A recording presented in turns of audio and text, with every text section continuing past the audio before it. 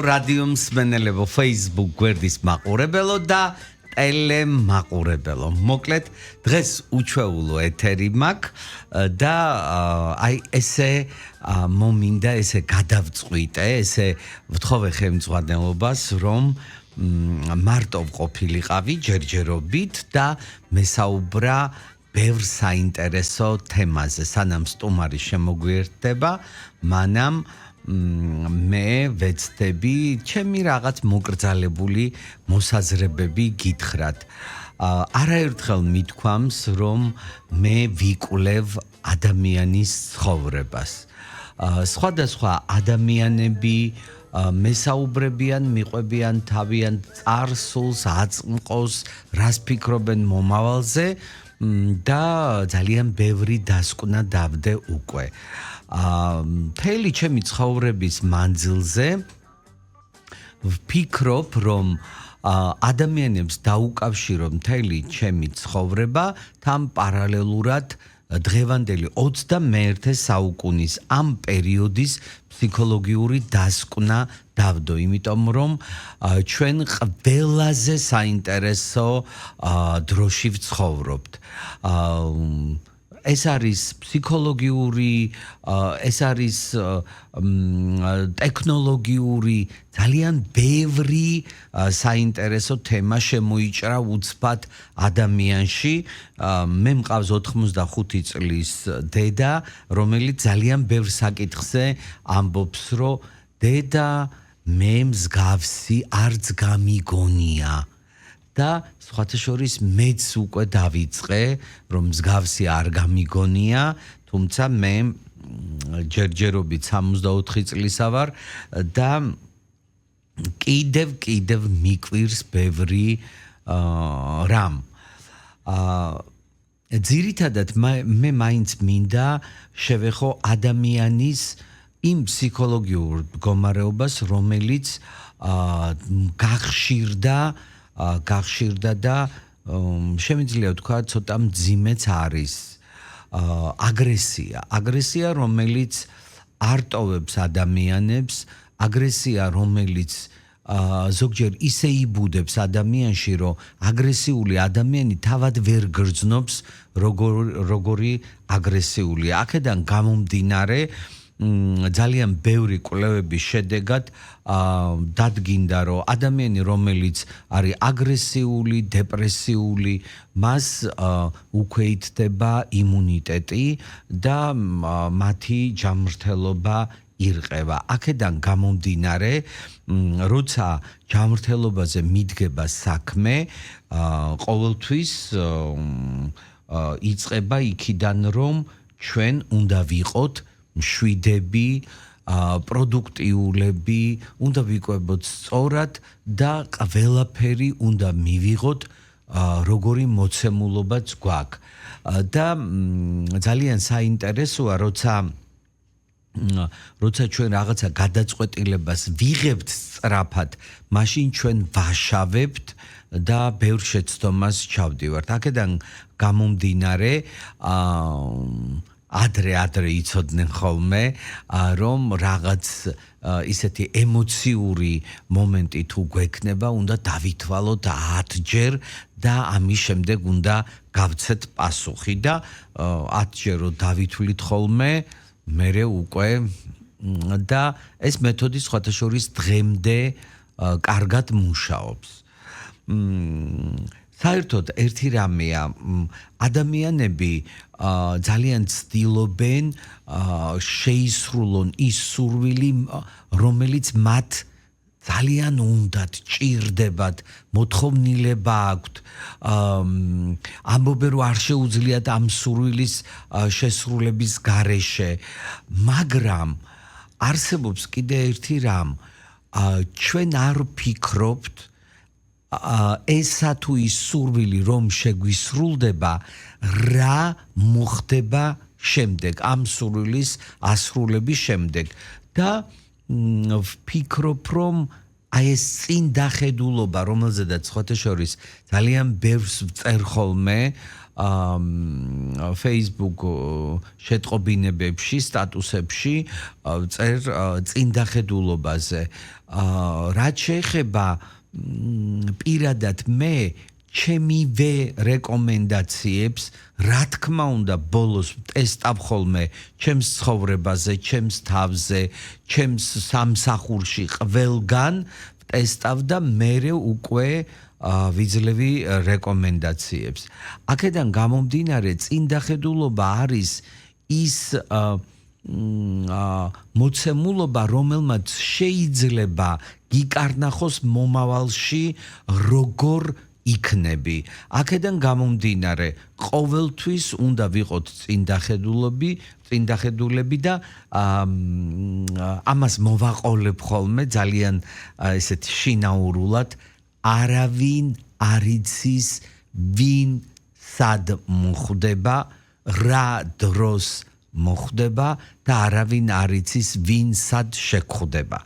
აქედან გამომდინარე, უნდა ვიყოთ ურთიერთობებშიდაც წინდახედული და მე გიტყვით ერთ ძალიან საინტერესო ამბავს. ისევ ჩემ თავზე ჩავატარე ექსპერიმენტი, მშვენიერ დღეს დავჯექი და ჩამოვწერე ჩემი უარყოფითი თვისებები. ჩამოვწერე ის აი ვიყავი ძალიან ობიექტური და ვფიქრობდი, რომ მაყურებლისთვის, სოციალური ქსელისთვის მიმეწოდებინა ადამიანებისთვის, რომ ისაუბრონ საკუთარ შეცდომებზე, საკუთარ დანაშაულზე, საკუთარ ცუდთვისებებზე, რაღაცა გამოწვევა მინდა ადამიანების და ეს არის ერთგვარი ფარი, როცა შენ შეცდომებზე ამბობ და ყვები, თავისუფლდები ამ ყველაფრისგან და გააჩნია თან კიდე რომელ პერიოდში, აი მაგალითად მე ძალიან ემოციური ვარ, როცა არის სავსე მთვარე.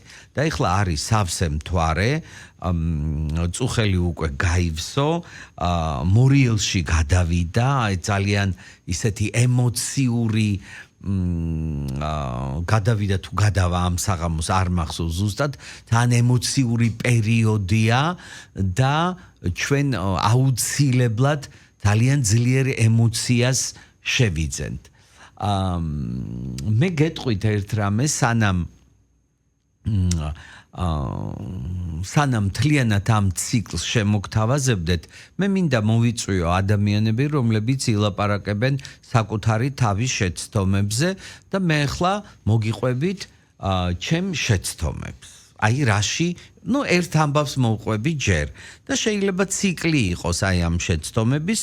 მოგიხსენებათ, ძალიან მოკლედ გეტყვით, მე ბევრი ვისწავლე, ვეწეოდი პედაგოგიურ მოღვაწეობას, მკითხულობდი ლექციას, ძალიან საინტერესო სამსახური მქონდა, ვიყავი პირადი ფსიქოლოგი ადამიანების, სულ ვისმენდი, მე რჩევას ვაძლევდი და აი ესე ვცხოვრობდი. ეტყობა ისე რომ მე არ ვიფიქრე ამაზე, მქონდა ძალიან საინტერესო შემთხვევები. ეტყობა თავისთავად ქვეცნობიერად გამომიმუშავდა როგორი თვისება, იცით, აი მიჩნდება სურვილი, მიჩნდებოდა წარსულში ვილაპარაკებ, რომ ყველას რაღაცა მითითება მივცე, შენიშვნები მივცე, ვასწავლო, უთხრა რომ ეს არ არის კარგი, ეს ძირითადად ვიყავი ორიენტირებული არასასურველ ამბებზე.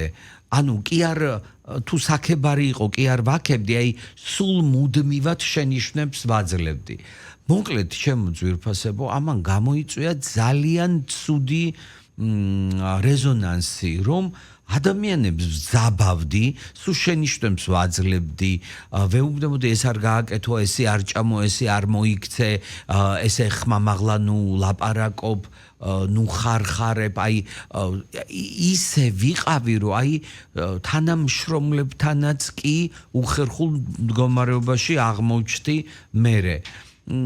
და აი ამ ძალიან დამძაბა ამ სიტუაციამ და მოხდა ძალიან საინტერესო რამ. მე ამას თავად ვერ მივხვდი, სანამ კონფლიქტები არ დამეწყო.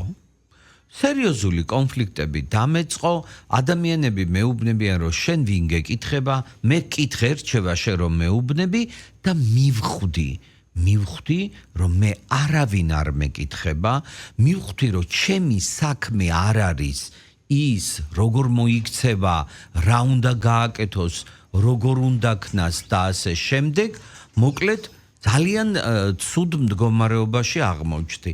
აქედან გამომდინარე, მე დავიწყე ამ ადამიანების დაკარგვა, რომ დაკარგვა იმიტომ, რომ უსიამოვნება გქონდა და სხვათა შორის გამთავისუფლდი. 1-2 ადამიანი რომ დავკარგე,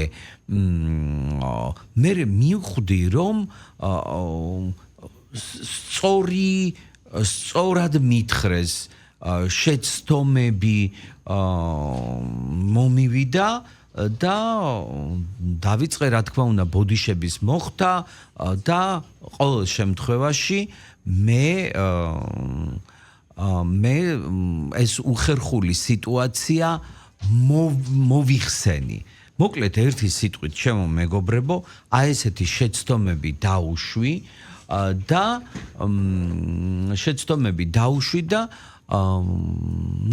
განთავისუფლდი.